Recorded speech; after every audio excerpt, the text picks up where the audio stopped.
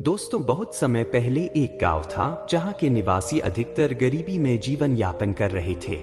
उसी गांव में एक 20 साल का लड़का अमर अपने माता पिता के साथ रहता था। अमर अपने माता पिता का इकलौता बेटा था और उसके परिवार की हालत बहुत खराब थी। अमर के पिता दिन रात दूसरों के खेतों में काम करते थे, पर फिर भी घर का गुजारा मुश्किल से चलता था। अमर के माता पिता उसकी अच्छी पढ़ाई लिखाई नहीं करवा सके क्योंकि उनके पास इतने पैसे नहीं थे।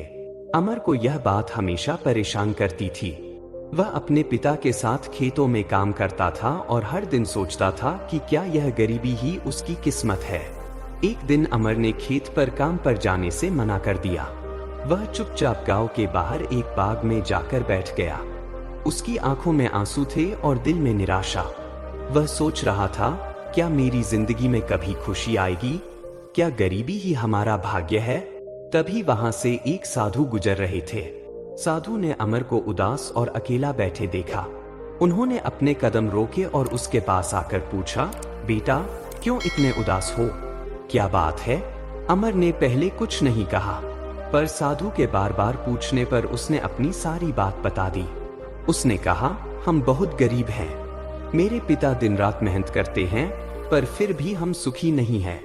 क्या गरीबी हमारी किस्मत में ही लिखी है? अमर की बात सुनने के बाद साधु कुछ देर तक मौन रहे, फिर बोले, बेटा, जीवन में हर समस्या का हल होता है। गरीबी तुम्हारे भाग्य का हिस्सा ये फूल दिखा रहा है।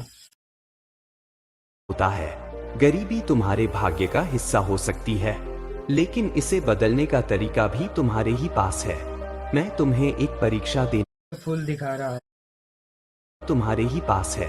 मैं तुम्हें एक परीक्षा देना चाहता हूँ। क्या तुम इसे पूरा करोगे? अमर ने साधु की बात पर थोड़ा आश्चर्य और उत्सुकता से कहा, कैसी परीक्षा बाबा? साधु ने अपनी झोली से एक चमकता हुआ पत्थर निकाला। वह पत्थर साधारण नहीं लग रहा था। उसकी चमक और बनावट अनोखी थी। साधु ने पत्थर को अमर के हाथ में देते हुए कहा, यह एक कीमती पत्थर है। इसे लेकर गांव के बाजार जाओ और वहां जितने लोग हैं उनसे पूछो कि वे इसके बदले में कितने पैसे देने को तैयार हैं। लेकिन याद रखना, इसे बेचना मत। सिर्फ उनकी कीमत पूछकर शाम को वापस आ जाना। अमर को साधु की बात अजीब लगी, लेकिन उसने हाँ कर दी। उसने सोचा, यह साधु शायद मुझे कुछ बड़ा सिखाना चाहते हैं। तभी अमर उस पत्थर लेकर बाजार पहुंचा। बाजार की हलचल, आवाजें और भीड़ के बीच वह सबसे पहले एक सब्जी वाले के पास गया। उसने पत्थर दिखाकर पूछा, भैया, आप इस पत्थर के बदले में क्या दे सकते हैं? सब्जी वाला पत्थर को देखकर हंसते हुए बोला, यह पत्थर तो बस सजावट के काम का लगता है। मैं तुम्हें इसके बदले 10 रुपए दे सकता हूँ। इससे ज्यादा तो मेरे पास देने को नहीं है। अमर ने पत्थर वापस लिया और आगे बढ़ गया। अब वह एक खिलौने बेचने वाले के पास पहुंचा। उसने वही सवाल दोहराया। खिलौने वाला बोला, यह पत्थर अच्छा तो लग रहा है, लेकिन मेरे लिए इसकी कोई खास कीमत नहीं। मैं 50 रुपए दे सकता हूँ बस। अमर को यह सुनकर निराशा हुई। उसने सोचा, क्या वाकई यह पत्थर साधारण है? फिर वह एक सुनार, जौहरी की दुकान पर पहुंचा। जौहरी ने पत्थर को देखते ही आंखें चौड़ी कर ली। उसने उसे बड़े ध्यान से देखा, परखा और कहा, यह तो हीरे जैसा अनमोल पत्थर है। अगर तुम इसे मुझे बेचोगे तो मैं इसके बदले में तुम्हें 10,000 रुपए दे सकता हूँ। अमर को यह सुनकर झटका लगा। उसने सोचा, एक ही पत्थर की कीमत हर किसी के लिए इतनी अलग क्यों है? सब्जी वाले के लिए 10 रुपए, खिलौने वाले के लिए 50 रुपए और जौहरी के लिए 10,000 रुपए। अमर ने पत्थर नहीं बेचा और साधु के पास लौट आया। उसने साधु को बाजार में हुई पूरी घटना विस्तार से बताई। साधु ने मुस्कुराते हुए कहा, बेटा, यही जीवन का सत्य है। यह पत्थर तुम्हारी खुद की क्षमता का प्रतीक है। जैसे सब्जी वाले और खिलौने वाले ने इसे बस एक साधारण पत्थर समझा, वैसे ही बहुत से लोग तुम्हारी मेहनत और काबिलियत को पहचान नहीं पाएंगे। लेकिन जब तुम अपनी मेहनत से खुद को साबित करोगे तो लोग तुम्हारी असली कीमत पहचानेंगे। साधु ने आगे कहा, याद रखना, कर्म ही तुम्हारे भाग्य की चाबी है।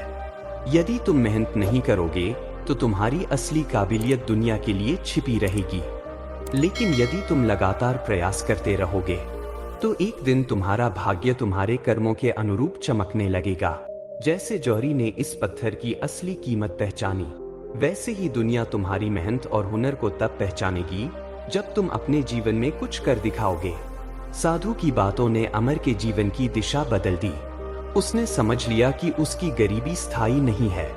मेहनत और लगन से वह अपनी और अपने परिवार की स्थिति बदल सकता है।